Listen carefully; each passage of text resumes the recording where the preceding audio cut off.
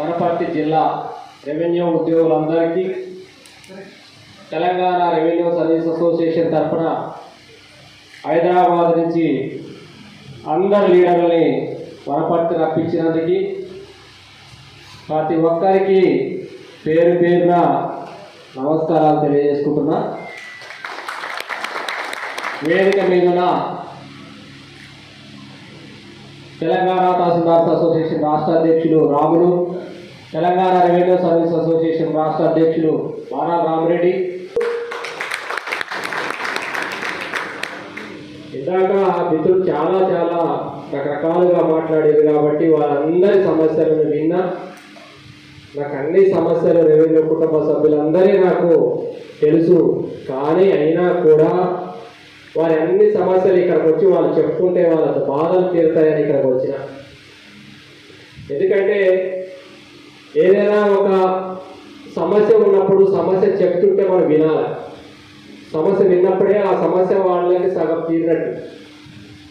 కాబట్టి ఆ సమస్య మీరు చెప్తున్నప్పుడు నాకు అంటే కింది స్థాయిలో పిల్లలు అంటే నాకు బాగా ఇష్టమైన వాళ్ళల్లో రెవెన్యూ కుటుంబాలలో కంప్యూటర్ ఆపరేటర్ పిల్లలు, అదేవిధంగా అవుట్సోర్సింగ్ సంబంధించిన పిల్లలు, అదేవిధంగా విఆర్ఓకి సంబంధించిన సమస్యల్లో వింటున్నప్పుడు కొంచెం బాధ కలుగుతుంటారు. అదేవిధంగా పూర్వ విఆర్ఓల సమస్యలు వింటుంటే ఇంకా బాధ కలుగుతుంటుంది. మా మిత్రుడు మధు గతంలో పూర్వ విఆర్ఓ ఉండే అదృష్టం కొద్ది బయటపడ్డాడు. ఆ గండం నుంచి బయటపడ్డాడు కానీ మిగతా వాళ్ళు పాపం చిక్కిపోయారు, కొట్టుపెట్లాడుతున్నారు. నేను 4 విషయాలే మాట్లాడతా బోరు కొట్టియనిగా. ఎందుకంటే అందరు మాట్లాడారు, మొత్తం చెప్పాల్సిందంతా చెప్పారు. కానీ నేను మళ్ళీ ఏం చెప్తే మీరు మళ్ళీ వినలేరు కాబట్టి నేను కొన్ని విషయాలు మాత్రమే చెప్తా. వ్యవస్థలో వ్యక్తులు కాదు ముఖ్యం, వ్యవస్థ ముఖ్యం. రెవెన్యూ వ్యవస్థ కోసం పనిచేయాలనేది మాకు ఒక తపన, ఒక ప్యాషన్. డిపార్ట్మెంట్ని బాగు చేస్తే మన చిరకాలం గుర్తుండిపోతాం. ఏదో వ్యక్తి కోసం నా వ్యక్తి కోసం పనిచేస్తే మనం ఏం మిగలం.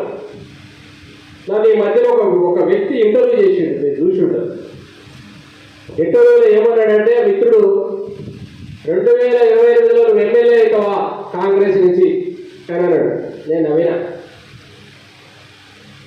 తమ్ముడు నువ్వు చాలా తక్కువ అంచనా వేసుకున్నావు నన్ను. నేను ఎమ్మెల్యేల గురించి కాదు, ఒక వ్యవస్థ కోసం పనిచేస్తున్నాను. వ్యవస్థ కోసం పనిచేస్తున్నప్పుడు ఎమ్మెల్యేలు అందరూ కూడా వ్యవస్థ కోసం వాళ్ళందరూ మా దగ్గరకు వస్తుంటారు. వ్యవస్థ కోసం పనిచేయాలి. వ్యవస్థలో తమ్ముళ్ళందరూ ఒక వ్యవస్థలోకి తీసుకురావాలి, పెద్దోళ్ళని తీసుకురావాలి, లీడర్లు తయారు చేయాలి.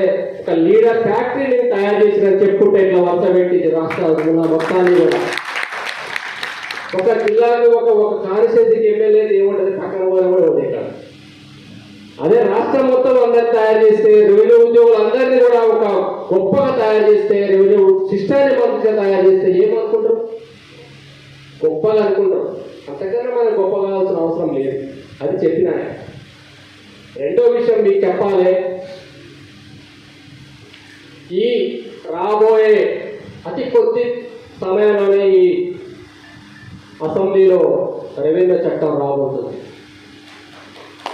నేను ఎందుకు చెప్తున్నానంటే రెవెన్యూ చట్టం వస్తే మనకేం వస్తుంది అని కూడా క్వశ్చన్ వేసుకోవాలి. మనం రెవెన్యూ చట్టం వస్తే సిస్టమ్ బాగుపడుతుంది. సిస్టమ్ బాగుపడాలంటే విఆర్ఓలు తిరిగి రెవెన్యూలకు ఎట్లా వస్తారు? రావాలని కాగితాలు ఇస్తూ వస్తారా, రావాలని బొకేలు ఇస్తూ వస్తారా, రావాలని అది వాళ్ళ దగ్గర పోయి బదిలాడితే ఇస్తారా? కాదు. సిస్టమ్కి ఒకటి మనం గమనించాలి. ఇప్పటి వరకు రెవెన్యూ వ్యవస్థలో 4 సార్లు మాత్రమే చట్టం రూపంలో వచ్చింది ఆర్ఆర్ యాక్ట్. నేను వచ్చిన కొత్తలో ధరణి కమిటీ ఏర్పడింది. ధరణి కమిటీ దేని కొరకు ఏర్పడింది? గతంలో జరిగిన పోస్ట్ మార్టం చేయడానికి బయటకు తీయడానికి ఒక కమిటీ ఏర్పడింది. నేను చిన్నగా తెలివిగా నాకు తెలుసు కాబట్టి సిస్టాన్ని ఎట్లా ఇంజెక్ట్ చేయాలో నేను ఒక ఆలోచన నాకు పెద్దగా, నేను మా బ్రదర్కి తెలుసు సునీల్, ల్యాండ్ సునీల్ ఇక్కడ జిల్లా కూడా వచ్చింది. ఇద్దరం కలిసినాం. అన్న ఇది దాని కాదు, మనం అవకాశం వచ్చింది చట్టాన్నే మార్చితే బాగుంటుంది, కొత్త చట్టాలు తీసుకురావాలి. ఆ పాతది ధరణి వద్దు, ఆ ధరణి చట్టం వద్దు, ఈ ధరణి చట్టాన్ని మనం రూపొందించాలనే ఆలోచన తీసుకొచ్చి నేను అన్న కలిసి ఇద్దరం కలిసి రూపొందించడంలో ఆగమేఘాల మీద ఓరు తెలవకుండా మొత్తం చట్టాన్ని తయారు చేసి పెట్టడం. చట్టం అవసరం ఉందని ధరణి కమిటీతో ఆమోదమైంది. ప్రభుత్వం కూడా ఇంత మంచి అవకాశం, ఇంత మంచి చట్టము మన ప్రభుత్వం ద్వారా వస్తుందంటే గొప్ప కదా అనే ఆలోచనలో వచ్చేసింది. అంటే ఏదైనా ఒక ఆలోచన ఇవ్వడానికి మనం ఒక సిస్టంలో కూర్చున్నది అంటే ఏదో నాట్ లీడర్. అంటే ఒక లీడరు అనేవాడు ప్రతి ఒక్క ఉద్యోగికి, ప్రతి కింది స్థాయి ఉద్యోగికి ఆదర్శంగా ఉండాలి. ఆదర్శంగా ఉండాలంటే నేను లీడర్ తనం చేసి తిరుగుతూ ఉంటే కుదరదు. సిస్టంలో కూర్చొని చట్టాన్ని నేను రూపొందించడంలో భాగస్వామ్యమైన చట్టం వస్తే ఏమొస్తుంది? విఆర్ఓలు తిరిగి రెవెన్యూలోకి వస్తారు. ఈరోజు 11,000 మంది ప్రతి రెవెన్యూ గ్రామానికి ఒక అధికారి వస్తున్నాడంటే రెవెన్యూ చట్టం ద్వారానే వస్తున్నాడు. రెవెన్యూ చట్టం ద్వారానే రావడానికి కారకులు నా పాత్ర ఉందని నేను చెప్పగలను గర్వంగా. ఆ గర్వం ఈ రోజు మీరందరూ నా మీద పెట్టిన భరోసా కావచ్చు, నా మీద ఉంచుకున్న మీ యొక్క అభిమానం కావచ్చు, మీ ప్రేమ కావచ్చు. ఎందుకు మీకేమైనా వస్తే నేను ఇచ్చిపోతానా? నేనేమన్నా మీకేమైనా హామీలు ఇచ్చి ఏమైనా ఇక్కడ కొడాలు ఇచ్చిపోతానా? కాదు. ధైర్యం. సిస్టంలో మీలాంటి వ్యక్తులు ఉంటే మాలాంటి వాళ్ళకి చాలా ధైర్యం ఉంటుంది. సిస్టంలో ఏం జరిగినా కూడా మీరున్నారనే ఒక భరోసా ఉంటుందనే ఒక ధైర్యంతో మీరు ఇక్కడికి వచ్చారు. ఆ ధైర్యాన్ని కల్పించాల్సిన బాధ్యత నాతో పాటు మీ అందరికీ కూడా ఉండాలి, ఉంటుందని నేను భావిస్తున్నాను. ఎందుకంటే సిస్టంలో అందరము ఒక్కళ్ళొక్కళ్ళు మనం అనుకోని స్వార్థం లేకుండా నీతి నిజాయితీగా మనం పనిచేయగలిగినప్పుడు ఒక లీడర్గా మనం ఒక వెలుగుతాం. లీడర్ అంటే లీడర్కి మనం జీతాలు ఇవ్వం. మన ఉద్యోగులందరం కలిసి లీడర్లు ఉన్న శాలరీస్ ఏమి ఇవ్వం. అదనంగా శాలరీస్ ఏమైనా వస్తుందా? మీకు ఏమైనా శాలరీస్ ఇస్తారా లీడర్ వీళ్ళందరూ కలిసి? ఎవరు శాలరీ లేదు. వాళ్ళ ఫ్యామిలీలు, వాళ్ళ కుటుంబ సభ్యులు మిస్ కావడం తప్ప ఏముండదు. మా ఇంటికాడ నుంచి బయలుదేరుతున్న మా ఆవిడ అంటుంటుంది, మొత్తం నువ్వు రాష్ట్రాల జిల్లాల పర్యటన చేస్తున్నా మమ్మల్ని పట్టించుకోవట్లేదు. నేను ఒక్క సూప్ చూసింది అనుకో, ఇక ఏమంటది ఒక్కటే. ఎవరైనా మన ఆడలు ఏమంటారు? వాళ్ళకి కావాల్సింది ప్రేమ ఏదైతే వాళ్ళ దగ్గర ఉండాలని అనుకుంటారు. కానీ వాళ్ళకి ఏం చెప్తారు తెలుసా? మీకు నేను ఒక కుటుంబాల రెవెన్యూ సభ్యుల కుటుంబాల్లో వాళ్ళ యొక్క మంచి జరుగుతుంది, వాళ్ళు నన్ను ఇంత ఆదరిస్తుందంటే నీకు ఇంకా మాకు గొప్పదాని అవుతున్నావు అని చెప్తారు. చెప్ప ఫ్లాట్ అయిపోతుంది ఇక. అంటే ఇప్పుడు ఇంట్లో కూడా కొంచెం మనం వేయాలి, వేయకపోతే మనం బయటికి రాలేదు కాబట్టి కొంచెం వేస్తుంటా, అప్పుడప్పుడు కొన్ని వాడుతుంటా కాబట్టి వాడుతా. మళ్ళా ఆక్సిజన్ అందియకపోతే మనం మళ్ళీ రేపు పొద్దున మనకు ఆక్సిజన్ అందదు కాబట్టి చెప్తుంటా. వాళ్ళని కూడా మీలాగే అంతకన్నా ప్రేమగా చూసుకుంటాం కాబట్టి నాకు ఈ సపోర్ట్ ఉంటేనే ఈ దాకా వచ్చింది. కాబట్టి మీరు కూడా మీ కుటుంబ సభ్యులతో అట్లనే ఉంటారు. ఇక్కడ కూడా రెవెన్యూ కుటుంబ సభ్యులతో కూడా లీడర్లు అనే వాళ్ళు అట్లనే ఉండాలని ఒక భావన నాకు. రెండోది, నేను ఒక 4 అంశాలు నా జీవిత లక్ష్యంగా రెవెన్యూ కుటుంబ సభ్యులకు పెట్టుకున్నా. అందులో నేను గత చరిత్ర అంతా మీకు తెలుసు. ఇక మళ్ళీ నేను చెప్పుకుంటే నా చరిత్ర నేను చెప్పుకుంటే మీకు ఎలా బోరు పడుతుంది. 4.5 సంవత్సరాలు బయట ఉన్నా కూడా మీకోసమే ఆలోచించిన, తిరిగి మీకోసమే వచ్చిన. రిజైన్ చేసినా భయపడలే. నేను ఆ రోజు టెంట్లో విఆర్ఏలు టెంట్లో కూర్చుంటే తమ్ముళ్ళ దగ్గర నేను రాములు పోయి కూర్చున్నాం టెంట్లో. ఆ రోజు చెప్పిన, తమ్ముడు నేను రాజీనామా చేసిన కానీ నా రాజీనామా ఆమోదించాడు ఈ ముఖ్యమంత్రి, నాకు తెలుసు. తిరిగి మన రెవెన్యూలోకి వస్తా, ఈ ప్రభుత్వమే కాదు వేరే మారుతుంది ప్రభుత్వం అని చెప్పిన. రాములు నా పక్కన కూర్చోండి, మీరు ఎంతగానో జ్యోతిష్యం ఏంటో చెప్తున్నారు సార్ అన్న. అరే బాబు చూడు అన్న, ఏమైంది మారిందా లేదా? ఎందుకు? ఆ ధైర్యం రెవెన్యూ వాళ్ళతో పెట్టుకుంటే ఏ ప్రభుత్వాలు ఉండవు. రెవెన్యూలతో పెట్టుకుని కాబట్టి నేను ఆ జ్యోతిష్యం చెప్పిన. నా సొంత జ్యోతిష్యం కాదు, అది ఎవరు చెప్పారో తెలుసా నాకు? మా గురువు, గత ముఖ్యమంత్రి నా గురువు. ఆయన అనేవాడు, అతను పక్కన కూర్చున్నప్పుడు అలా చెప్పేవాడు, అదే అమ్మా నచ్చిరెడ్డి రెవెన్యూ వాళ్ళతో పెట్టుకుంటే ఎప్పుడు మిగలలే, గవర్నమెంట్ అంటే రెవెన్యూనే అని నాకు చెవిలో ఎప్పుడు వినపడుతూ ఉండేది. అబ్బా దొరికినాడు అనుకున్న 20,000 మంది ఉద్యోగస్తుల్ని VRL 30,000 మంది తీసేసినావు కదా, వాళ్ళందరూ పోయారు కదా, వాళ్ళందరూ ఊపుకుంటారా? ఒక్కటన్నా వాళ్ళు అనుకోరా వీడు పోవాలని అనుకున్నారు, అందరు అనుకున్నారు. పాపం 20,000 మందికి కూడా పాపం డిపార్ట్మెంట్ నుంచి వాళ్ళు ఉద్యోగాలు కావాలని పోరాడితే VRL వాళ్ళ ఉద్యోగాలు తీసేసి పుట్టకొకటి చెట్టుకొకటి ఇస్తారు. వేసిదా అంటే వాళ్ళన్నా కనీసం ఆయనని అభిమానించాలి కదా. 20,000 మంది ఏం చేసాడు? ఎవరిని లేకుండా బయట పంపించి కొంతమందిని లోపల తీసుకుని కొంతమంది బయట తీసుకుని కూడా 4,000 మంది లోపలికి వచ్చే 9,000 వచ్చిన వాళ్ళు వచ్చి జీతాలు ఇచ్చిందా? ఇయ్యలే. 9,000 జీతాలు రాలే. ఏమో గవర్నమెంట్ అది తెలియదు. రాగానే ఒక తమ్ముడు వచ్చిండు, నాకు జీతం రావట్లేదు 9 నెలల నుంచి, మీ VRL జూనియర్ అసిస్టెంట్ లేను, రికార్డ్ అసిస్టెంట్ లేను, ఆఫీస్ అవార్డెంట్ లేను, అందమైన మాకు 9 నెలల జీతాలు లేదు. అబ్బాయి ఏడు మళ్ళీ మోసం చేసింది అబ్బా అనుకున్నా నేను. అంటే మళ్ళీ వస్తే ఇవ్వకూడదని అనుకున్నాడు, డిసైడ్ అయ్యి. కానీ దురదృష్టం పాపం వాళ్ళు కూడా సహకరించలే, మార్చి పారేసారు. అంటే వ్యవస్థని ఏమైనా చేయాలని అనుకుంటే ఖచ్చితంగా తిరిగి రివర్స్ వస్తుందని మనకి గమనించాం. ఆ VRLకి సంబంధించిన సమస్యలన్నీ ఒకటి తీర్చడానికి ఇంకా 12 ఏళ్ళు పట్టింది. ఇక మిగిలింది ఎవరయ్యా అంటే పాపం ఆ రోజు ఒక జీవో 80 కొంత ఇచ్చి కుటుంబ సభ్యులు VRLకి సంబంధించిన రిటైర్ 61 అబోవ్ ఉన్న వాళ్ళ 4,000 దాదాపు 4,000 మంది VRL కుటుంబాలు పాపం ఇప్పుడు వాళ్ళ వారసులు తిరుగుతూ ఉంటారు నా దగ్గరికి. రోజు ఇందాక తమ్ముడు కూడా చెప్తాడు, మీ దగ్గరకు వచ్చినాం సార్, రోజు నమస్తే పెడతాడు. వాళ్ళు మామూలుగా ఉండదు వాళ్ళ ఆవేదన. అంటే పాపం ఎందుకంటే నేను రెవెన్యూలో ఇక్కడ మీకు తెలుసు దగ్గరలో గట్టులో పనిచేసిన ఫస్ట్ నా పోస్ట్ గట్టే. అందులో మా పిల్లలంతా నాకు చెప్తుంటారు. అంటే గట్టులో నేను VRLకి సంబంధించిన సమస్యలు కానీ చిన్న వాళ్ళు కానీ చూస్తుంటా. వాళ్ళు వారసులు సార్ మా ఉద్యోగాలు వస్తాయటవా? అరే వస్తాయరానైనా నువ్వు నమ్మరానంటే ఏమో సార్ మళ్ళా డౌటే. అంటే ఇప్పుడు వచ్చేటప్పుడు కూడా మళ్ళీ నాకు ఆఫీసులో కూడా అదే ఎదురు వస్తారు. రోజు ఖచ్చితంగా పిల్లలు ఒక 20, 50, 100 మంది రోజు కలుస్తుంటారు మనం. ఖచ్చితంగా అది న్యాయమైన డిమాండ్ కాబట్టి గవర్నమెంట్ గుర్తిస్తుంది. నాలాంటి వ్యక్తి ఖచ్చితంగా రికమెండేషన్ ఉంటుంది.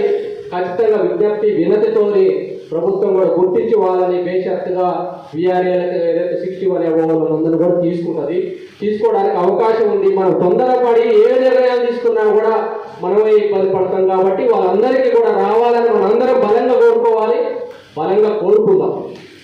రెండోది, ఇంకా కొంతమంది మేము తిరిగి వెళ్ళిపోతాం సార్, మాకు ఈ డిపార్ట్మెంట్ వద్దు, పాడొద్దు, మాకు వేరే డిపార్ట్మెంట్లో లేచురు, మాకు VRL బాగుందని చాలా మంది ఉన్నారు.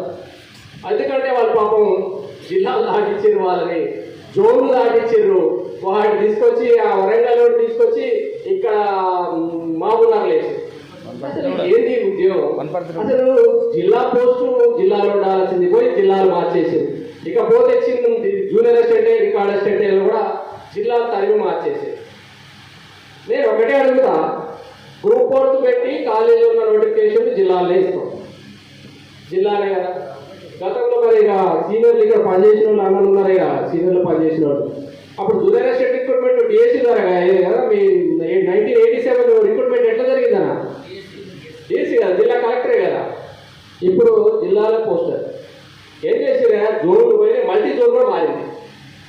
వరంగల్ ఏమో మల్టీ జోన్ 1, ఇక్కడ మహబూబ్నగర్ ఏమో మల్టీ జోన్ 2. వాడు జూనియర్ అసిస్టెంట్, రికార్డ్ అసిస్టెంట్ ఇక్కడ పని చేయడం ఏంటి అని అర్థం కాదు. అది ఏమైనా ఉందా? ఇక్కడ అక్కడ ఒక శాడిజం, సైంటిఫిక్ లేకపోవడం. ఈ శాడిజం అనేది ఎట్లా చూపించారంటే, నీకు ఉద్యోగం ఇస్తున్నాం కానీ నిన్ను నీ సంగతి చూడాలని మొత్తం దేశం దాటించింది. వాడిని అక్కడనే అడ్జస్ట్ చేయొచ్చు కదా, అక్కడ పోస్టులు ఏదో పోస్ట్ పెట్టవచ్చు కదా. అది పోయింది. ఇందాక తమిళనాడు జూనియర్ అసిస్టెంట్ వచ్చింది కానీ మాకు ఇంకా అనే బాబా అది సూపర్ నెంబరీ పోస్ట్ కాదు. ఎక్కడ జీవోలో సూపర్ నెంబరీ పోస్ట్ అని లేదు. రెవెన్యూలో వచ్చిన వాళ్ళు జూనియర్ అసిస్టెంటే, రికార్డ్ అసిస్టెంటే, రెగ్యులర్. నిన్న క్లారిఫికేషన్ కూడా రాష్ట్ర వాళ్ళు తేలిపోయింది, సూపర్ నెంబరీ కాదు. ఇంక్రిమెంట్లు రెగ్యులర్గా రావాల్సినవి వస్తాయి. దాంట్లో ఏమి ఇబ్బంది పడాల్సిన అవసరం లేదు. తర్వాత ఇందాక తమ్ముడు అంటాడు 18 మంది ఉన్నాం, 6 మంచుకుంటున్నాం, మొత్తం 18 మంది కూడా 6 వచ్చే జీతం మంచుకుంటున్నాం అని ఆపరేటర్, కంప్యూటర్ ఆపరేటర్ చెప్తున్నాడు. కరెక్టే. మరి ఎందుకు అయింది అట్లా? మనకు తెలవాలి కదా సమస్య ఏందో. గతంలో జిల్లాలు, మండలాలు, డివిజన్లు పెరక్క ముందు సంఖ్య పాపం 302 మంది, 320 మంది ఉండేవాళ్ళు కంప్యూటర్ ఆపరేటర్. తర్వాత వీళ్ళందరినీ అవసరాల కోసం మండలాలు పెరిగినాయి. ఇందాక తమ్ముడు చెప్తుండ్రు, అలా ఈ వనపర్తి 9 జిల్లాలే ఉండే, ఇప్పుడు 15 జిల్లాలు, 15 మండలాలు అయింది. 9 మండలాలు 15 మండలాలు పెరిగితే తర్వాత ఏం చేయాలి? కంప్యూటర్ ఆపరేటర్ కావాలి కదా. ఈయన చేతి ఆడాలన్నా, తహసీల్దార్ చేయి ఆడాలన్నా, తహసీల్దార్ ఏం నడవాలన్నా కంప్యూటర్ ఆపరేటర్ పిలవడాలి, కంప్యూటర్ ఆపరేటర్ పిలవాలి. ఏదో చూడరా బాబు, ఇదంతా ఏం వస్తుందో చూడు, ఏం చేయాలో చూడాలి, అంతే కదా. ఇలా ఏం లేదు, అంతే ఏముందిలే. మనం ఉద్యోగం చదువుకున్నది ఏం లేదు, ఏముద్ర పెడితే చాలు ఉద్యోగం వచ్చినట్టే కదా. ఇప్పుడు మొత్తం పోయి చదువు అవసరం లేదు, ఏముద్ర పెట్టడం వస్తే చాలు. రెవెన్యూ డిపార్ట్మెంట్లో మొత్తం ఏమైనా నడుస్తుంది. రెవెన్యూ డిపార్ట్మెంట్ ఏముద్ర పెడితే కలెక్టర్ వరకు ఏముద్రనే, మన తహసీల్దారే కాదు, సీసీఎల్ఏ కూడా ఏముద్రనే. మన సీసీఎల్ఏ కూడా ఏముద్ర కాకుండా మామూలు ఏముద్ర పెట్టాడు. అంటే అంత టెక్నాలజీ మనం పెంచుకున్నాం మనం రోజు రోజుకి. కాబట్టి ఈ టెక్నాలజీ పెరుగుతున్న సందర్భంలో ఎవరి మీద డిపెండ్ అవుతాం మనం? కంప్యూటర్ ఆపరేటర్ మీద. వారికి జీతాలు లేవు, నెల జీతం రాదు. ఏం చేయాలి? నెల జీతం రాకపోతే తమ్ముడు అన్నాడు మాకు నెల జీతం, వాడు జీతం పడితే వాడు అడగట్లే, మాకు నెల జీతం వస్తుంది. వాళ్ళ కోసం ఏం చేసిందో తెలుసా? 330 పోస్టులు అదనంగా ప్రభుత్వం గుర్తింపు ఇవ్వలే. వాళ్ళు దరిదాపుగా 2015, 2014 నుంచి పనిచేస్తున్నారు. నేను ఆశ్చర్యపోయినాను. మొన్న నేను చూస్తే, నేను రాగానే ఫస్ట్ నాకు సంబంధించిన సబ్జెక్ట్ కాబట్టి మాట్లాడుతున్నా అక్కడ సీసీఎల్ఏలో కూర్చొని. చూడగానే 2014, 2015 నుంచి వాళ్ళకి జీతాలు కాదు, గుంపులే కూర్చొని చేస్తున్నారు. మరి మీకు జీతాలు ఎట్లా వస్తున్నారా బాబు అని అడిగిన. కలెక్టర్లు దయగలిస్తే మీ సేవా ఫండ్ వస్తుంది సార్ మాకు ఇచ్చేవాళ్ళు, ఇంకొక ఆయన కోపం వస్తే తీసేసేవాడు. ఇట్లా చూస్తే నిర్మల్ అయితే రాగానే చూసినాడు మీకు జీతాలు యాడికి వస్తాయంటే చల్ వెళ్ళిపోయి అన్నాడు. మొత్తం 20 మంది ఒక్క రోజు తీసేసి నా దగ్గరికి వచ్చారు. మా పొలో మందికి వచ్చారు, ఆ నిర్మల్ నుంచి వచ్చారు నా దగ్గరికి. సార్ మమ్మల్ని పీకేసింది అని. ఇక మళ్ళీ మాట్లాడి ఏదో చేసి, అరే బాబు రెగ్యులర్ అయిపోతుంది, ఒక నెల 2 నెలల్లో అయిపోతారు, వెళ్ళి ఉంచుకో, ఇన్ని రోజులు కష్టపడ్డది బతిరా అంటే సారిగా ఉంచుకున్నాడు, అయిపోతారు కదా అని మనం ధైర్యం చెప్పగలుగుతున్నాం. వాళ్ళది ఒక 5-6 రోజులలో వాళ్ళు కూడా రెగ్యులర్గా వాళ్ళకి గవర్నమెంట్ జీవో ఇవ్వబోతుంది. 330 మందిని దగ్గర నుండి చేయగలిగాం. పెద్ద వాళ్ళకి ఎన్ని ఇచ్చినా, ప్రమోషన్ ఇచ్చినా కూడా ప్రమోషన్ ఇచ్చిన రోజే తర్వాత ఎవడు గుర్తుంచుకోండి. 100 మంది మా వాళ్ళు డిప్యూటీ కలెక్టర్లు ఇస్తే వాళ్ళు ఎవడు కూడా గుర్తుంచుకోడు. మన ఫోన్ కూడా రాదు. వాడు ఏ కోసం పనిచేస్తారు తెలుసా? పోస్టింగ్ కోసం వాడు టైం చేసుకుంటాడు. కానీ చిన్న పిల్లలు, వాళ్ళు విఆర్ఓలు, వాళ్ళు అవుట్సోర్సింగ్ ఎంప్లాయీస్ అయితే వాళ్ళ జీవితకాలం మీరు కూడా రెవెన్యూలో ఉన్నప్పుడు వాళ్ళందరినీ మనం గుర్తుపెట్టుకోవాలి. వాళ్ళు లేకపోతే మనం లేదు. రాత్రి పగళ్ళు ఎలక్షన్ వచ్చినా, ఈ ఏదైతే ఓటర్ లిస్ట్ వచ్చినా, ఓటర్ కార్డులు వచ్చినా వాళ్ళు లేదు మనం చేయలేదు. కాబట్టి వాళ్ళందరికీ మనం అండ ఉండాలి. నేను చెప్పేది అదే మీ అందరికీ, వాళ్ళందరికీ అండ ఉండాలి. దాన్ని ఆపరేటర్స్ కావచ్చు, మామూలు కంప్యూటర్ ఆపరేటర్ కావచ్చు, అవుట్సోర్సింగ్లో పనిచేస్తున్న ఎవరికైనా కూడా మనం ధైర్యంగా ఉండాలి. అదేవిధంగా మనం ఏదైనా జరిగిన ఒక వెల్ఫేర్ లాగా ఉండాలి. అది ఇందాక ఏమన్నాడు, దానికి నేను ఏం చేసినాం? గౌరవ ముఖ్యమంత్రి వారిని ఒకటే కోరిన, అవుట్సోర్సింగ్ ఎంప్లాయీస్కి జీతం అనేది మనం గవర్నమెంట్ నుంచి 25,000 ఇస్తే వాడి జీతం చేరుతుంది 12,500, 19,000, 19,500. మిగతా అంత ఎక్కడ పోతుంది? ఏజెన్సీలో పోతుంది. ఆ ఏజెన్సీలో పోతుంది. ఏజెన్సీలో పోయే వాళ్ళు డైరెక్ట్ వాడి అకౌంట్ అదే డబ్బులు వస్తే పెద్దమని కూడా అడిగారు కదా, ప్రభుత్వం మీద భారం కూడా లేదు కదా. అడిగితే ఇమీడియట్గా ప్రభుత్వం కూడా ఒప్పుకుంది కార్పొరేషన్ ఏర్పాటు చేయడానికి. వాళ్ళ జీతం నెల వస్తుంది. కార్పొరేషన్ ఉంటే నెల జీతం అకౌంట్లో పడుతుంది. అకౌంట్లో పడితే రేపు పొద్దున వాడు లోన్కి వస్తుంది. రేపు పొద్దున ఏదైనా తీసుకోవాలన్నా, ఏదైనా కట్టుకోవాలన్నా 5 లక్షలు 10 లక్షలు లోన్ ఇస్తుంది బ్యాంకు. నెల జీతం వస్తాయి. అది కదా మనం చేయాల్సింది. యాజ్ ఒక లీడర్గా మనం ఏం చేయాలి? ఆ పని చేయాలి. ఆ పని నేను చేస్తున్నా కాబట్టి ధైర్యంగా చెప్పుకోగలుగుతున్నా. ఆ పిల్లలందరూ నా ఫ్యాన్స్, నేను ఒక్క ఊపితే మీరు అవ్వరు కూడా రెగ్యులర్గా ఉన్న తహసీల్దార్లు కూడా మీ యొక్క విషయాలన్నీ మా దగ్గరకు వస్తాయి. ఏమనుకోవాల్సిన అవసరం లేదు. అంత ఒక్కొక్కరు టాగూర్ సినిమాలో ఎట్లయితే ఉన్నారో వాళ్ళందరూ అక్కడ సిస్టమ్ దగ్గర ఉన్నవాళ్ళు. కాబట్టి మీరు కూడా మంచిగా పని చేయలేదనుకో నా దగ్గరకు వస్తారు. కాబట్టి నేను ఎందుకు చెప్తున్నానంటే వాళ్ళని మంచిగా చూసుకోండి, మంచిగా చూసుకునే విధానంలో మీరు ఉండాలన్నట్టు చూడాలి. ఇంకొక విషయం ఏంటంటే, ఇకపోతే రెవెన్యూ డిపార్ట్మెంట్లో ప్రమోషన్ అనేది, సర్వీస్ రూల్స్ అనేది, సర్వీస్కి అవసరం ఉన్న సీనియర్ అసిస్టెంట్ ప్రమోషన్ నుంచి junior assistant, junior assistant senior assistant, senior assistant నుంచి డీటీ నుంచి తహసీల్దార్ నుంచి డిప్యూటీ కలెక్టర్, డిప్యూటీ కలెక్టర్ నుంచి స్పెషల్ డిప్యూటీ కలెక్టర్, ఆ వ్యవస్థ వరకే గత 100 సంవత్సరాల చరిత్రలో అదే ఉంది బ్రిటిష్ కాలం నుంచి. కానీ మనం మార్చగలిగినాం.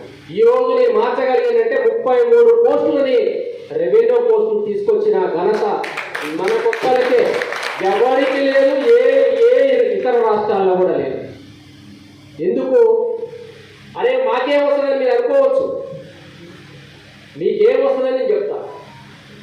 ఒక జూనియర్ అసిస్టెంట్ అయిన వ్యక్తికి ఆ కేడర్ దాకా పోవాలంటే ఒక చైర్ కదలాలి, ఒక ట్రైన్ కదలాలి. ట్రైన్ కదిలితేనే కదా భోగిలేరు కదిలేది. ఆ ట్రైన్ కదలాలంటే, ఆ ట్రైన్కి సిస్టమ్ కావాలంటే నాన్ క్యాడర్ ఐఏఎస్ పోస్ట్ ఉంటే 33 కాదు 150, 200 తీసుకుంటాం మనం. అన్ని నాన్ క్యాడర్ ఐఏఎస్ పోస్టుల కార్పొరేషన్ వల్ల ఈ చైర్ అంతా కదులుతుంది, ప్రమోషన్లు వస్తాయి, చాలా వరకు అందరికీ కూడా స్కేల్ వస్తాయి. అది అడిషనల్ డైరెక్టర్ స్కేల్ మనం ఇవ్వగలిగినామంటే మనం చేయలేం. ఈ విషయాన్ని పక్క రాష్ట్రంలో మా మిత్రుడు ఉంటాడు, డిప్యూటీ కలెక్టర్ అసోసియేషన్ ప్రెసిడెంట్, వాడిని పొట్టు తిడుతున్నాడ. నువ్వేం చేస్తున్నావు అబ్బాయి, ఏమో మావాడు చూడు, ఏమో ఈరుడు, వాడు సూర్యుడు అని వాళ్ళు చెబుతారు. ఏది రాబాయి నువ్వు చేసేదైతే చేయకుండా గమ్మునుంటే ఇప్పుడు మమ్మల్ని కూడా తిప్పిస్తున్నామని ఫోన్ చేసిండు నాకు రాత్రి. మొన్న రాత్రి ఫోన్ చేసిండు. నేను చెప్పినా, అరే బాబు నన్ను పిలువు, నేను చెప్తా ఎట్లా రావాలో వస్తుంది, నీకు కూడా వస్తుంది, అవసరమైతే చంద్రబాబు నాయుడు కూడా మా వాళ్ళు ఒప్పిస్తారు, ఇక్కడ నుంచి పోయి అక్కడ ఒప్పిస్తారు. కాబట్టి మీరేం అధైర్యపడకండి, ఇది అవకాశం ఉంది కాబట్టి చేసుకోవచ్చు అని చెప్పిన. ఎందుకు చేయలేకపోయినా సోకాలు సంఘాలు ఎందుకు చేయలేకపోయి అని అడుగుతున్నాను నేను. ఇంతకన్నా ఏం కావాలి? మనం చేసినా చెప్పుకుంటున్నాం, చెప్పుకున్నప్పుడు ప్రూవ్ అయినప్పుడు ఇంకా నెక్స్ట్ మనం చేయలేమా, ఇంకా చేసుకోలేమా? అది మనకు కావాల్సింది. నాయకుడు అన్నవాడికి ఉద్యోగస్తుల యొక్క వెల్ఫేర్ కోరుకోవాలి. ఇందాక తమ్ముడు అన్నాడు, ఇందాక చేతులు ఎత్తారు మీరు అందరు, ఎవరికి వెళ్ళి స్థలాలు కావాలంటే అందరు ఎత్తారు. అది ఎత్తగానే అయిపోద్దా? ఎట్లా వస్తుంది? ఇదే విషయాన్ని గౌరవ ముఖ్యమంత్రి వర్యులు నేను మొన్న సంఘాలతో మీటింగ్ పెట్టినప్పుడు నేనేం అడగను, ఒకటే అడుగుతాన్నా, ప్రభుత్వ ఉద్యోగులం ప్రభుత్వానికి ఆదాయ మార్గాలు మాత్రమే చూపిస్తా. మీరు మీ ఇష్ట కోరికలు, మా కోరికలు పిఆర్సీలు, డిఏలు ఏది ఇస్తావో ఇవ్వు. ఏదైనా ఒక సంస్థ బాగుంటేనే కదా నీకు జీతాలు వచ్చేది, డిఏ కానీ పిఆర్సీ కానీ అంటే చెప్పిన. మా ఉద్యోగస్తులు, గవర్నమెంట్ ఉద్యోగస్తులు అనుకున్న వాళ్ళందరికీ పేరు చరిత్రగా నేనేమన్నా ఫీ వద్దన్నా. మార్కెట్లో ఏ రేటు ఉంటే నువ్వు ఆ మార్కెట్లో ల్యాండ్ ఉంది నీ దగ్గర, అది ఏ రకమైన కాదు, పర్మిషన్ అది అసైన్మెంట్ కావచ్చు, ఇంకోటి కావచ్చు, ఏదైనా కావచ్చు, ఏదైనా గవర్నమెంట్ అక్వైర్ చేసినట్లలో కావచ్చు, ఫోర్త్ సిటీలో కావచ్చు, మాకు అలాంటి ఎందుకు అంటున్నా నేను అంటే ఒకటే అన్నాడు తనకున్న అనుభవంతో. ఎస్, ఆ రోజుల్లో Kukatpally housing board, Vanasripuram housing board, ఇట్లా చెప్పుకుంటూ పోతే గచ్చిపోలే హౌసింగ్ బోర్డు ఫ్రీకి ఇచ్చారు ల్యాండ్. ఎందుకు? ఉద్యోగస్తులు అందరూ అక్కడ పోతే ఆ ఏరియా డెవలప్ అవుతుంది. ఆ ఏరియా డెవలప్ అయితే ఏమవుతుంది? ఆ వ్యవస్థ మొత్తానికి కూడా సిస్టమ్ అంతా కూడా గవర్నమెంట్కి ఆదాయం జరుగుతుంది. మనం ఏమన్నాం, ఒక రియల్ ఎస్టేట్ వ్యాపారి ₹1,00,00,000 ఎకరం నుండి ఎంత లాభం ఉంటుంది? ఆయన అమ్ముకోవాలంటే మార్కెట్ చూసుకోవాలి, ఇంట్రెస్ట్ చూసుకోవాలి, అన్నీ చూసుకుంటే కానీ డబ్బలు వేసుకుంటే కానీ అమ్మలేడు. అంతే కదా? మనం అదే క్యాలిక్యులేషన్లో చెప్పిన. ప్రభుత్వం దగ్గర నుంచి నేను 25 లక్షలకి ఎకరం కొన్నా అనుకో, నాకు ఇచ్చిన ఒక 50 ఎకరాలు అనుకో, దాంట్లో నుంచి నాకు ఎంత పడుతుంది? ఒక ఉద్యోగి కనీసం ఒక 5 లక్షలు, 6 లక్షలు, 200 గజాలు వస్తుంది. అదే అక్కడ 15,000 పోతుంది. మనకి 2,000, 4,000, 3,000 పడితే మనం మంచిదే కదా. ఏం ఫ్రీ వద్దు, నేను ఈరోజు ఫస్ట్ రోజు నేను డిపాజిట్ చేస్తాను గవర్నమెంట్ ఆదాయం వస్తుంది. ఇండస్ట్రీస్ కడుతున్నాం కదా, ఇండస్ట్రీ దేనికోసం ఇస్తున్నాం మనం? ఎంప్లాయ్మెంట్ వస్తుందని ఇస్తున్నాం, ఉద్యోగస్తులు పెరుగుతుందని ఇస్తున్నాం, అక్కడ ఆదాయం పెరుగుతుందని ఇస్తున్నాం, ప్రభుత్వానికి ఆదాయం వస్తుందని ఇస్తున్నాం. మేము కూడా అదే రకంగా కొడతాం. అంటే ఒకటే అన్నాడు, చాలా వండర్ఫుల్ ప్రపోజల్ ఇస్తాం. ఈ ప్రపోజల్ మొత్తం నీకు 8,000 ఎకరాల అవసరం ఉంటుంది అన్నాడు. నేను నువ్వు ఎవరు అడిగినా ఎవరు తీసుకుంటాను, అన్లిమిటెడ్ ఎంప్లాయీస్ వస్తారంటే ఒక ఏరియా డెవలప్ అవుతుంది. ఆ ఏరియా డెవలప్ అయితే మొత్తానికి మొత్తం వ్యవహారాలనుకున్న వాళ్ళు మొత్తం ఒక్కటి కూడా మాట్లాడలే. దాని గురించి 25 నిమిషాలు మాట్లాడిన చెప్పిన వ్యవస్థ దాని మీద. అంటే మనము ఒక నాయకుడుగా ఒకటే అన్నాడు, నువ్వు ఒక రెవెన్యూ బిడ్డలు, నీకు భూమి గురించి ఇంచి తెలుసు. గోహెడ్, మీ ఉద్యోగస్తులు ఎవరు కావాలి, ఎక్కడ కావాలో జిల్లాలు అడుగుతావా, రాష్ట్రాలు అడుగుతావా, ఎక్కడైనా అడుగు. 8,000 ఎకరాలు కావాలన్నా మేము ఇస్తా. ప్రభుత్వానికి ఆదాయం చెప్పిన 50,000 కోట్ల నుంచి 1,00,000 కోట్ల ఆదాయం దీని మీదనే వస్తుందని చెప్పిన. అదనంగా ఆదాయం ఎక్కడి నుంచి వస్తుంది? పన్నుల రూపాయలు పెంచుతూ వస్తుందా? మనం చేయాలి, అవగాహన ఇవ్వాలి, ఐడియాలు ఇవ్వాలి, ప్రపోజల్స్ ఇవ్వాలి. ఎస్, మనం ఇచ్చినాం. దానికి ప్రపోజల్ ప్రభుత్వం కూడా సానుకూలంగా అంత పెద్ద ఎత్తున తీసుకురావడం అనేది త్వరలో మీ అందరికీ చేతులు ఎత్తిన వాళ్ళే కాదు, 2 చేతులు కూడా ఎత్తుకోవచ్చు. కాబట్టి నేను ఆ తర్వాత ఇవ్వగలను, ఆ ధైర్యం నేను ఇవ్వగలను. రెండవది, ఎంప్లాయీ ఏం కోరుకుంటాడు? చిన్న ఎంప్లాయీ కావచ్చు, ఇంకోలే కావచ్చు. ఒక్కసారి కుటుంబం కనుక హాస్పిటల్ పాలైతే సంపాదిస్తున్న ఎంత సంపాదిస్తాము? చిన్న ఉద్యోగస్తులు ఎంత సంపాదిస్తారు? వాళ్ళు చాలా తక్కువ, 10 లక్షలు 20 లక్షలు. కరోనా మనకి ఏం నేర్పిందో తెలుసు. కరోనా పరిస్థితులు ఎలా ఉన్నాయో తెలుసు మనకి. ఒక్కొక్క హాస్పిటల్ పోతే 20 లక్షలు 30 లక్షలు. నువ్వు ఎక్కడ చేస్తావు? మనోడు చెప్పిండు ఇంకా మొదలన్నాడు, గరిక ఉపేంద్రరావు అని విఆర్ఓ, పూర్వ విఆర్ఓ, పాప 2 కిడ్నీలు చెప్పారు. ఆయన చేసినంత సేవ ఎవరి కోసం తెలుసా? చిన్న విఆర్ఓల కోసం, వాళ్ళ కోసం పోరాడి గుడ్ని చనిపోతే ఫోన్ చేసింది, అన్న నేను హాస్పిటల్లో ఉన్నా అంటే. నేను తమ్ముడు నువ్వేం భయపడాల్సిన అవసరం లేదు, నేను బతికించుకునే బాధ్యత నాది అని. ఇట్లా ఒక మెసేజ్ పెడితే 5 లక్షలు ఇచ్చినారు. 5 లక్షలు నేను తీసుకుపోయి వచ్చిన. ఎవరి కోసం నేను చేయాలి? మనము ఒక ఫంక్షన్, ఒక ఎంజాయ్మెంట్, ఒక ఏదైనా సమరం ఉంటే పోవాల్సిన అవసరం లేదు. బాధ ఉంటే, ఒక ఇబ్బంది ఉంటే మనం తట్టుకుంటే చాలు, మనం ఆదుకుంటే చాలు. ఆదుకున్నప్పుడు గుర్తుంటాం. ఏదో ఫంక్షన్కి పోతున్నాం, ఇంకో పెళ్లి ఉంటున్నాం, మ్యారేజ్కి పోతున్నాం కాదు గుర్తుండేది. కష్టాలలో ఉన్నప్పుడు గుర్తుండాలి, కష్టాలలో ఉన్నప్పుడు నిలబడాలి. అది ఉద్యోగ నాయకుడి యొక్క లక్షణం. ఆ లక్షణాన్ని మనం ఖచ్చితంగా మనం తీర్చగలం. మనకు ప్రూవ్ ఉంది.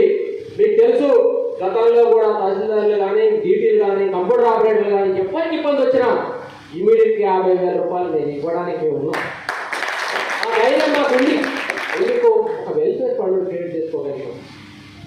కాబట్టి ఆ వెల్ఫేర్ ఫండ్తో పాటు మీరందరూ కూడా మనం అనుకుంటే ఏముంది, ఒక 200 మంది ఉద్యోగులు ఉన్నాం. మనం అనుకుంటే ఇంకొక 500 మంది ఉద్యోగులు కూడా మనతో జమ అవుతారు మంచి వారు జిల్లాలో. మనిషికి 50 రూపాయలు 100 రూపాయలు ఒక వెల్ఫేర్ ఫండ్. రేపు పొద్దున ఒక కుటుంబాన్ని నిలబెడతాం, ఒక కుటుంబాన్ని కాస్త ఆదుకుంటాం. ఇంతకన్నా మనకి ఏం కావాలి అనేది మనం కోరుకుంటే ఖచ్చితంగా అందరినీ మనం చేయగలుగుతాం. యూనిటీ ఉంటే చేయగలుగుతాం. నేను నా ఆవేదన కూడా అదే. రెండోది, ఉద్యోగస్తుడికి ఈహెచ్ఎస్ ఎంప్లాయిడ్ హెల్త్ స్కీమ్కి సంబంధించిన క్యాష్లెస్ ట్రీట్మెంట్ లేదు. ప్రభుత్వాన్ని అడిగినగా 10% కాదు, నెలకి 150 నుంచి 100 రూపాయలు మేము వేస్తే చాలు. ఆ 3.5 లక్షల 5 లక్షల మందిని కొన్ని సంవత్సరాల తర్వాత కొన్ని వేల కోట్లు అయిపోతుంది. అలా ప్రభుత్వానికి భారం పడకుండా మాకు బీగా ట్రీట్మెంట్తో పాటు గతంలో ఏదైతే సెంట్రల్ గవర్నమెంట్ ఎంప్లాయీస్కి రైల్వేస్ కావచ్చు, పెద్ద పబ్లిక్ సెక్టర్ కంపెనీలు ఇదే పని చేస్తున్నాయి అని ముఖ్యమంత్రి గారికి చెప్పినా నేను ఆ రోజు ఇమీడియట్గా దాన్ని ఇంప్లిమెంట్ చేయమని ప్రభుత్వ అధికారులకు ఆదేశాలు ఇచ్చారు. అది త్వరలో అది కూడా రాబోతుంది. క్యాష్లెస్ ట్రీట్మెంట్ ప్రతి ఉద్యోగికి మనకి 5 లక్షల రూపాయల వరకు ఏ ట్రీట్మెంట్ అయితే హాస్పిటల్లో పోయి చేయించుకోవచ్చు. ఇక్కడ వనపర్తి కావచ్చు, గద్వాల కావచ్చు, కర్నూలు దగ్గర మీరు కర్నూలు పోతాం సార్ అని మొన్న నేను అంటున్నాను. ఏముంటుంది ఎంపానల్ అయిన తర్వాత ఏ హాస్పిటల్కి అయినా మనం పోయి చేసుకోవచ్చు, దాన్ని కూడా మనం ప్రభుత్వానికి కోరవచ్చు. కాబట్టి ఇట్లాంటి కార్యక్రమాలను మనం చేసుకోవాలంటే ఒక సంఘం, ఒక సంఘటితం, ఒక యూనిటీ ఉండాలంటే, ఒక జిల్లాలలో ఒక తెలవాలంటే, ఇప్పుడు నేను ఇన్ఫర్మేషన్ ఇవ్వాలి. హైదరాబాద్లో కూర్చుంటే మీ అందరికీ ఏం చెప్పగలుగుతా? మీరు హైదరాబాద్ రమ్మంటే వస్తారా? ఇందులో ఒక 1% కూడా ఎట్లా తెలుస్తుంది నేను చెప్పేది? ఇంకా ఇంకా గ్రాస్ రూట్లో వరకు పోవాలి, డివిజన్ వరకు పోవాలి. డివిజన్లో కూడా నేను తిరిగి మాట్లాడగలను. అంటే మనం చెప్పేది కనీసం వింటేనన్నా కనీసం ఒక మనసు, ఒక మనం ఏదైనా ఒక చేయాలని ఒక తపన వస్తుంది. అదే దూరం ఇంత దూరం వచ్చి కూడా ఒక ఉద్యోగస్తుడికి ఏం చెప్తారో, మాకు అన్ని సమస్యలన్నీ తీరిపోతాయి సార్ వస్తే, సమస్యలన్నీ హామీలు ఇస్తారు. డెఫినెట్లీ చెప్పగలను. ప్రతి వ్యక్తికి సమస్య పరిష్కారానికి నా దగ్గర ఉంది సొల్యూషన్. ఏ కోరుకుంటారా? అదనంగా నాకు ₹1,00,000 2 లక్షలు కావాలని కోరుకోరు కదా. చిన్న సమస్యలు కోరుకుంటారు. మనం ఉన్నాము అనే ఒక భరోసా ఉంటే చాలు. అది లీడర్. మీరు కూడా అదే రకంగా చేయాలి. ఏది వచ్చినా ఇక్కడ కింది స్థాయి నుంచి పై స్థాయి వరకు ఏ ఇబ్బంది వచ్చినా మనం పరిష్కరించుకునేటట్టు ఉండాలి. ఇకపోతే మా అన్నయ్య ఉసురుడు టీఎన్జిఓ నాయకుడు అన్న చాలా సీనియర్ అని మా రాముడు చెప్తుండు, ఎప్పటి నుంచో లీడరు అన్న అని. అన్న బాధపడకవే, ఎందుకంటే నేను కొంత విమర్శించాల్సి వస్తుంది కాబట్టి బాధపడకు, నువ్వేమనుకోకు, నీ తప్పలేదు కాబట్టి. ఎందుకు అంటున్నాంటే అక్కలు తమ్ముళ్ళు 317లో చాలామంది అన్యాయం జరిగింది. 317 జీవోలో అది స్థానికత అనే పేరు లేదు, ఏమి లేదు. జూనియర్లు తీసుకపోయి వేరే జోన్లలో పడేసారు, జిల్లాల్లో పడేసారు. మనం దేనికోసం? తెలంగాణ కోసం కొట్లాడి మనం 610 జీవో ముల్కీ రూల్స్ కోసం ఉద్యోగులు మనం పోరాడుకున్నాడు. నిధులు నియామకాలు మనం ఏదైతే పోరాడమో మర్చిపోయినాం, సంఘాలన్నీ మర్చిపోయినాయి. టీజీఓ టీఎన్జిఓలు ఎక్కడన్నా మన నల్లబ్యాటలు పెట్టినా 317 జీవో మీద పెట్టలేదు. ఆర్టీసీ వాళ్ళు సమ్మె చేస్తుంటే పెట్టిరా? పెట్టలేదు. విఆర్ఎల్ పోతుంటే పెట్టిరా? పెట్టలేదు. కారణం ఏంటి? కారణం వాళ్ళందరూ లీడర్లయ్యారు, మంత్రులయ్యారు, సంఘాలకు సంబంధించిన మంత్రులయ్యారు, లీడర్లయ్యారు. అక్కడి నుంచి ఆపరేట్ చేస్తున్నారు. రిమోట్ అక్కడ ఉంది, లేట్ చేయలేదు. నేను అదే అడుగుతున్నా. రేపు పొద్దున ఒక విఆర్ఏ పోతుంటే మన సంఘాలు పట్టించుకోవు, రివర్స్ ఏమైనా వచ్చినా పట్టించుకోవు, జీవోలు ఎవరు వచ్చినా పట్టించుకోవు. రేపు పొద్దున వాళ్ళకు సిపిఎస్ ఉద్యోగులు 2 లక్షల పైగా 3 లక్షల మంది, 3,50,000 2,10,000 మంది అయ్యారు సిపిఎస్ ఉద్యోగులు. అంటే వాళ్ళ పెన్షన్ కూడా మీకు తెలుసు కదా, నా నుంచే స్టార్ట్ అయింది. మనం ఏదో ఎందుకంటే మన నుంచి స్టార్ట్ అయింది, ఏదో మనమే మొదలు పెట్టాలన్నట్టు నా నుంచే స్టార్ట్ అయింది 2005 నుంచే. కారణం భవిష్యత్తులో కూడా సిపిఎస్ నుంచి ఏదైతే ఓల్డ్ పెన్షన్ రావాలో ఈ ప్రభుత్వం మేనిఫెస్టోలో పెట్టింది కాబట్టి ఒక మన భరోసా. ఎందుకంటే గత భారతదేశంలో 4-5 రాష్ట్రాలు ఇచ్చిన ఘనత కాంగ్రెస్ ప్రభుత్వాన్ని కాబట్టి ఈ ప్రభుత్వం కూడా ఇస్తుందని మనకు పూర్తి స్థాయి విశ్వాసం ఉంది, భరోసా ఉంది. అయినా కూడా మనం దానికి మంచి చెడు చెప్పి ఖచ్చితంగా ఒప్పించాల్సిన బాధ్యత మన అందరి మీద ఉంది. కాబట్టి అన్నీ కూడా మనం నెరవేర్చుకోవాల్సిన అవసరం ఉంది. అదేవిధంగా ఇక్కడ నాయకులు ఎవరు వచ్చినా కూడా సంఘాలకి అతీతంగా నేను ఒకటే కోరుతా.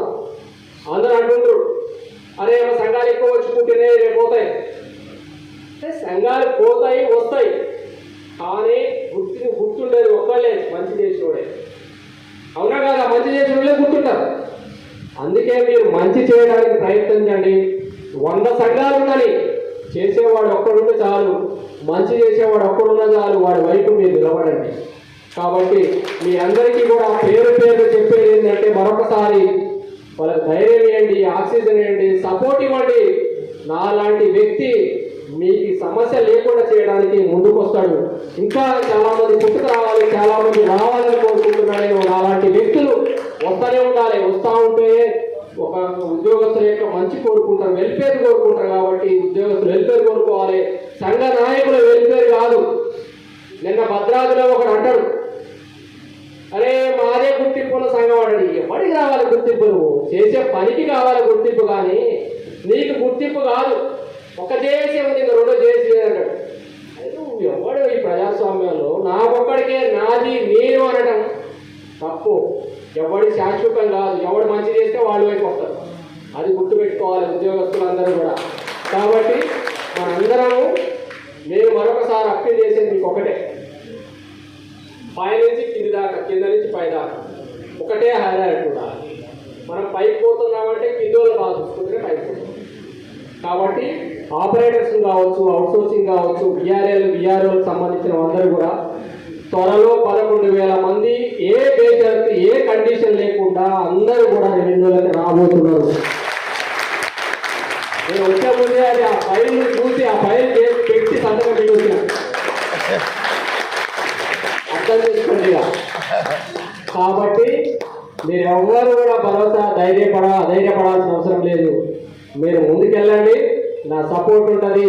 ఈ అవకాశం ఇచ్చిన మీ అందరికీ, వనపర్తి జిల్లా వాసులందరికీ, అదేవిధంగా వేదిక మీద ఉన్న మీ వనపర్తి బిడ్డ రాములు లీడర్ చేసిన మీ అందరికీ గుర్తు చేసిన, రాష్ట్రంలోనే గుర్తు చేసిన, భవిష్యత్తులో కూడా మంచిగా చూసుకుంటే ఇంకా మంచిగా అవుతారు. కాబట్టి అదేవిధంగా బంగారు రామరెడ్డిని కింది స్థాయి నుంచి వచ్చిండు, పోరాడుకుంటూ వచ్చిండు కాబట్టి రాష్ట్ర అధ్యక్షుడైండు. మీరు గుర్తుపెట్టుకోవాలి. ఎందుకంటే ఆశామాసి లీడర్లు చేయరు, ఏదో పేపర్ మీద ఉండే నాయకులు చేయరు. కింది స్థాయి నుంచి ఉద్యోగాలు ఇప్పించిన ఘనత, ఆ రోజు నామినీ విఆర్ఓలుగా 2,000 మంది ఆంధ్రప్రదేశ్ మొత్తం ఉన్నప్పుడు ఉద్యోగాలు ఇప్పించిన ఘనత, ఉద్యోగాలు ఏను అన్న సందర్భంలో ఉద్యోగాలు తీసుకొచ్చిండు. వారందరి కుటుంబాలకి ఈరోజు భరోసా ఉంది. అంటే ఉద్యోగాలు ఎందుకు ఇవ్వాలి అంటారు. అదే 61 సంవత్సరాల తర్వాత ఉద్యోగాలు ఎట్లున్నాయో ఆ రోజు నామీ వాళ్ళ పరిస్థితి, ఆ రోజు ఉద్యోగాలు రావడం అంటే రాజశేఖర రెడ్డి ఘనత. కాబట్టి కాంగ్రెస్ ప్రభుత్వం ఇచ్చింది ఆ రోజు, మీరు గుర్తు చేసుకోవాలి. రామరెడ్డికి ఏం మామూలుగా తక్కువ కాదు, వక్త కాదు, మాట్లాడగలుగుతాడు, చెయ్యగలుగుతాడు అనే నేను పెట్టిన. ఆ సంఘంలో ఏం నేను పట్టుకోకపోయా, బీఆర్ఓ పెట్టుకో, ఆర్ఏలు పెట్టుకో, వాళ్ళు ఒక్కటే ఒకటి తహసీల్దార్